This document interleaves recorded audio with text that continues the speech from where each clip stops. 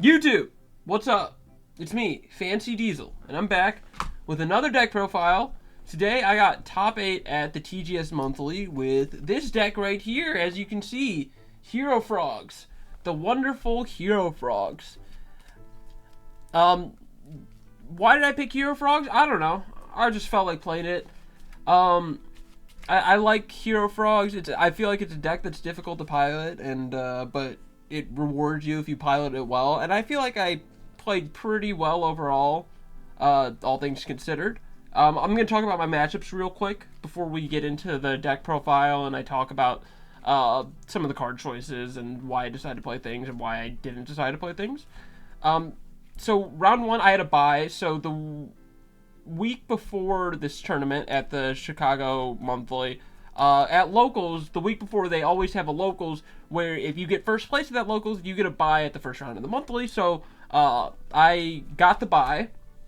So round one, didn't play anybody. Round two, I go against Twilight Sworn. I win. I think the guy was a little bit newer to Edison. He was asking, a lot of questions. There were some things he was unsure about. So I got that. Round three, I play against the mirror match. I win the mirror match. Round four, I play against the mirror match. I lose to David. David's a very good player. He's top RBT New York, I believe. Done well at the monthlies as well. Very good player. Round five, I played against Rick, who was on Bayou. Rick's a very scary player. I didn't want to have to play against him because I was like, if I get decked out, I'm probably cooked. It's just a tough guy to play against. But thankfully, I won that. So I was basically secured at that point as long as David won, because David was undefeated going into round six, and the bye gives you a perfect tiebreak, I think. So if there was any X2 that was going to make it, which according to the store owner, one X2 was going to make it, so I was like, okay, cool. I just need David to win, basically, and my match in round six doesn't matter. Obviously, I still wanted to win, but so yeah, I played against Robert, who was on Hero Frogs, also a very good player. I lost to him, but I still ended up making top cut. So that's why I played in Swiss. Top 8, I had a rematch against David, and David... Well, hold on. There's a funny story. The music just changed on me. Hold on. Sorry, give me one moment. Okay, there we go. But, so going into the top 8, we had a little deck check, right? As they so often do at tournaments. There's a deck check. So the night before, I did not print out my deck list. Last monthly, I was good about it. I didn't do it the night before. I was like, I was really tired. I just went to bed. I was like, I'll do it in the morning before I go. So I wake up. Yeah, maybe like 3 hours before the tournament. I have to leave to go to the tournament. Maybe like 9 a.m., something like that. Have my breakfast. Get my deck prepared, make sure I have everything I need before I go, take care of my cat, shower, all that good stuff. I forgot one thing: print out my deck list. So I get to the store at maybe like 1:05. The tournament starts at 1, but I have the bye, so I'm like, okay, I can show up late. So I have to fill out my deck list at the store, right? And as one does, they take a pen, a writing utensil of sorts. They take a piece of paper and they write their deck list down. So I do that. But there was a mistake. And what was that mistake? I forgot a card on my deck list. How do you do that? Ridiculous. Very silly. Do you know what that card was? It was Chimera Tech. Do you know how many times I summoned Chimera Tech today? None. Do you know how many times I drew the Cyber Dragon that I made? 0. Zip. None. I didn't draw it. So, since this Chimera Tech wasn't on my deck list, but it was in my deck box, I get a game loss. Great. The guy who beat me in round 4 in Swiss in the Hero Frog mirror, I have a game loss against him. Cool. Game 2 starts. I go first. We don't side deck, as per the rules. As they say, I don't know about these rules. I've never read the rule book. I've never been a rule reader. But I have to... So, we don't side. That's fine. Game 1. I think I start off with like summon of a swap frog. No. I think my opening was really good. I think it was like Stratos, Swap, Raigeki Break. No, it was Stratos. I had a Treeborn in hand. Yeah, that's what it was. Well, I don't remember. Anyways. Point being, I win game 2, as I so often do. My game 2s, I'm known for them. Everyone knows about my game 2s. Game 3, I don't really know what happened, but I got cooked. David kicked my ass. So I'm out. So that was what I played against today. So all my losses were hero frogs, and we'll talk about that a little bit. I don't know if my deck building choices had something to do with that, if my side decking pattern had something to do with that. Who knows? But it wasn't my day, and that's okay. I had a great time. Kevin Wu ended up winning the tournament. Shout out to Kevin Wu. Kevin Wu was playing a super cool deck, and he lost round 1. Both of the guys in the finals, Henry and Kevin Wu, they both lost round 1 and made it all the way to the finals. So shout out to those guys. Those guys are great players. But yeah, Kevin Wu was playing like a really cool like quick draw Machina plant deck, and it was really sick. But yeah, so shout out to Kevin Wu. Congrats to him for winning. Apparently, I didn't know this, but like Kevin Wu didn't win a game in the last monthly, and then he comes back and wins it. Like, what a champ! What an insane guy! Just an insane lad. So shout out Kevin Wu. Very happy for you, my man. But yeah, we'll talk about the deck a little bit. So 3 Substitute. That's self-explanatory. Everyone learns 3 Substitute. This might be a little bit contentious, 3 swap, but I don't think it should be. I think you should just be running the 3 swap. And like in the matchups where you're afraid of getting deck devved, then like you can take out the swap and side it out. But I want the most consistent deck. Like if this deck wants to do, like when you're playing Hero Frogs, you have like a checklist of things you need to do. You need to get Treeborn access, you need to get Hero access, and you need to draw like a Monarch. Like you have a checklist of things you want to do as the Hero Frog player. And one of those things is getting Treeborn Frog access. And how do we do that more consistently? By playing another Swap Frog. By playing 3. Does it really change the math that much? No. Is it redundant to draw a bunch of Swap Frogs? Yes, I drew 3 Swap Frogs against David in one of our games. I don't remember. I think it was the game 3 in top 8. But anyways, so yeah. Maybe, but that it's so rare for that to happen. I'd rather make sure that I'm seeing my engine as often as possible, so that means playing the max copy of Swap Frogs. But that's neither here nor there. 2 Treeborn Frog, self-explanatory. I know some people have been cutting the dupes. I think it's ridiculous. This card's way too good. If you want to like cut it down to 1, I can kind of understand that. I started siding out like 1 dupe in the mirror quite a bit, and I think David said he takes all of his out, which I get it. Because, like, you sit on Dupe Frog, and then, you know, they just Monarch 1 attack over it. I get it, but I still like that as what you're ending on for Substitute, because it's still, if they don't have the Monarch, then you wall them off from getting in pokes with Swap, or one of their hero monsters, so you can wall damage that way. Pretty good. 1 Unifrog, too good to cut, I think. It's just too valuable of a card in the back row heavy matchups like Black Wings, Glads, Hero Beat, whatever it may be. Just really good. Just having access to this with your Substitute is phenomenal. So that's cool. We have the 1 Junk Synchron. Originally I was playing 2 of this, and I don't think I was maining the Sidra. I kind of liked when I had the 2. Junk Synchron's just so good, man. It's just something you could do every turn, and you're pressuring them without really committing, right? It's just summon your junk, bring back Swap, poke for 13, bounce it back. If you don't do something to interrupt this next turn, I will just do this again. So you need to do something, you know, make a play, basically. And then you can crack back on their play. I think a lot of times, especially in the mirror, it's like the first person to like go in is usually the person to lose. But yeah, 1 Junk was good. I didn't summon it too often, but when I did, it was nice. I think I made a Black Rose with it at one point, just to simplify the game. So it was good. Then I have triple Caius the Shadow Monarch, the best Monarch, the best Tribute Summon, just a really sick card. Don't think I need to talk about that. The 1 Ryza. Ryza's sick. Just spin a card back, they lose tempo. I don't think I drew Ryza much at all. I don't think I summoned Ryza once today, but Ryza's good. I think you need to have 4 Monarchs in this deck. I like playing the second Rise at times. I just couldn't find the room for it. So that's that. Sidra. I'm meaning Sidra. So why? I thought Blackwing would be more represented today. There was 2 in top 8, I believe. So, but I think Sydra's, well, it's just good going second. Like, I think generally speaking, like, if you draw a Sidra going second, you're pretty happy about it. But also, I thought Machinidae, there would be, like, some machine representation, and that could get a lot of value.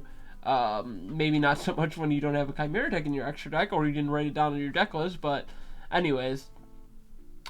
But yeah, like I said, I didn't summon this today, but in testing it was very good.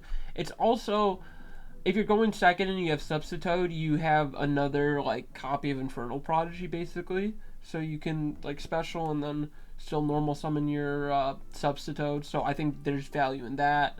It just applies pressure on its own. It's like, yeah, just a good card. Yeah, Sidra was fine. Yeah, it was fine in testing, I just didn't draw it, so is what it is. Hero package, start off with Stratos first. You know, the boy. Just the card you want to see to get your hero engine rolling. You just, whenever you see Stratos, you're probably pretty happy. The earlier, the better. Then for what he searches, I still play the Alias.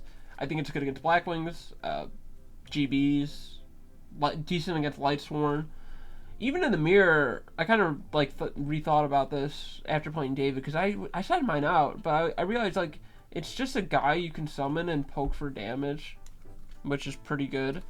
It just applies pressure on its own, which I think you want a lot of. I think Junction Grun does a similar thing. Sidra can potentially, you know, do that as well. Just like cards that are low investment but require an answer, and then you answer their answer with your, you know, with your better answer, whether that be a Monarch or you summon Ab-Zero to clear it.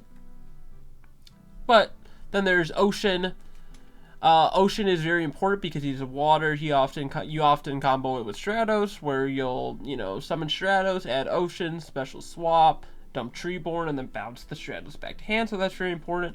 And if it's effective, it resolves. It's probably great. You get Stratos back. So cool. You can either pop a card or add a card.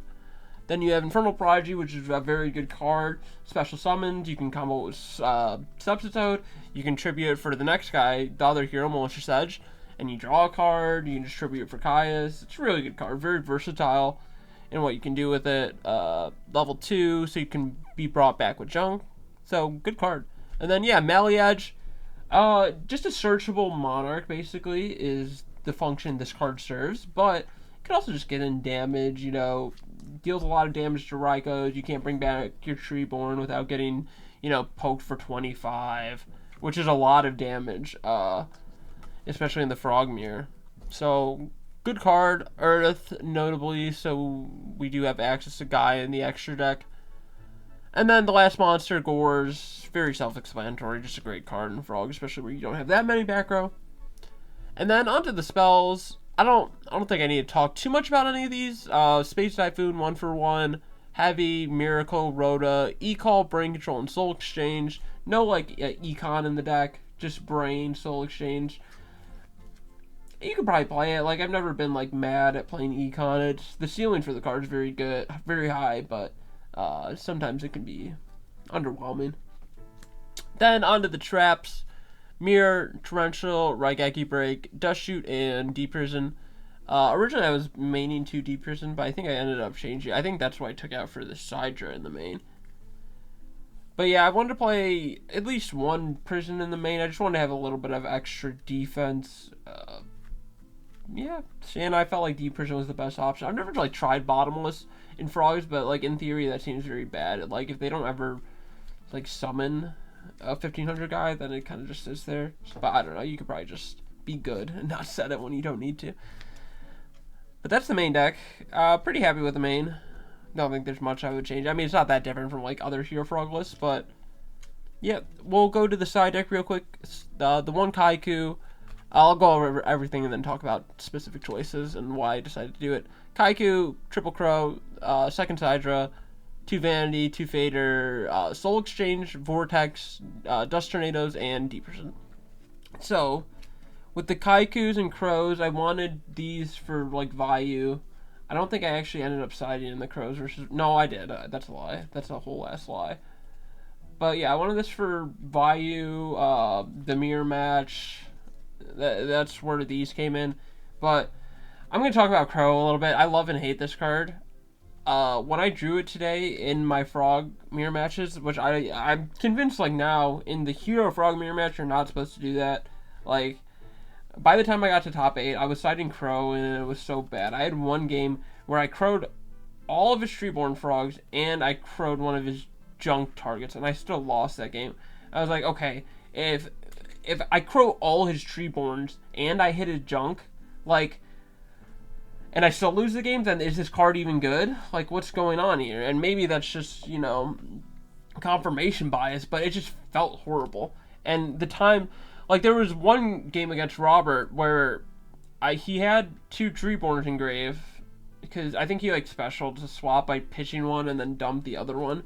And I was like, okay, well, I'm just gonna hold this for, like, the hero part. And then the hero part never came, the hero part did come, but, like, I don't think he ever miracled, but also he had too many heroes anyways to where I couldn't even do anything. It's like, damn, this Crow fucking is doing nothing. And it drove me crazy all day. And I'm convinced, I think you still need this card, but I'm definitely, like, on the path of never siding this card in versus the mirror ever fucking again. It was so horrendous. But I still think the card's good. Don't get me wrong. I still think you want it for combo frogs, Gigavies, other crazy stuff. But it didn't feel good today. It felt really bad in the mirror match. Maybe I cut one. I don't know. I want a Dyna somewhere in the side. It's just, maybe just because I played a lot of Hero Frogs today, I just want more stuff for it. But I mean, I was also thinking that beforehand, that like I could side the Dynas. But I just didn't think Frog would be that popular today, man. But it is what it is. I didn't make a great meta call with my siding plan. But it is, like I said, it is what it is. Overall, I think in testing it was good, but in practice it wasn't great. Second Hydra, self-explanatory, we went for the machine decks, the aggro decks. Double Vandy, I think, makes a lot of sense, have something for the Frog Mirror, have something for DJ and combo decks. And then, this was a new addition, the Double Fader. So, I wanted this for combo decks. I wanted something that was very targeted towards them. So, if they explode and then they don't end up killing me, then I can crack back maybe with like an absolute 0 or something. I thought that'd be very good. I didn't play against I didn't side this in once. It just sat there. But in theory, it should be good. Like if I were to play against Gigavies, I would want this. Anything that doesn't run DDV but is very aggressive. Maybe not so much Gladiator Beast because they can chariot it. And also decks that like run oppression, it isn't very good against. But I thought if I played against like, something rogue like Diva Hero, if I played Dragon Turbo, I need the combo decks. I thought like this would be very good. And I just wanted something specifically for combo today because I was very worried about that matchup. So there's that. And then the second Soul Exchange just is a good card going second, I don't think that needs to be talked about much. Just a good card. Vortex, I didn't see it today, but it should have been good if I would have drawn it. Yeah, I just wanted this for like the mirror match as a way to out like Vandies or just like wide boards with dupe. Again, yeah, I don't know. I feel like I sided this in versus a lot of stuff. Maybe when it's not correct, but yeah, it's just a good card. Also can like get your Treeborn in the grave, can get a hero in the grave, which is definitely something you should think about. And then Triple Dust Tornado. It's Triple Dust Tornado. What can I say? Just good spell trap removal. And then the last card, the Deep Prison for aggro decks. Yeah, both of the trap cards come in versus aggro decks primarily, just to stop aggression. I also bring in the Deep Prison in versus the Mirror as well. I think post side, the traps get a bit better because typically like frogs don't have that many traps post side, but actually I saw, I don't know, I saw someone bring in trap stun versus, I think Henry brought in trap stun versus hero frogs and it cooked. It was very good. It stopped a mirror force and he ended up winning that turn. But yeah, so I think the traps get better post side because typically you side out your MST and your heavy versus the deck, or certainly the heavy.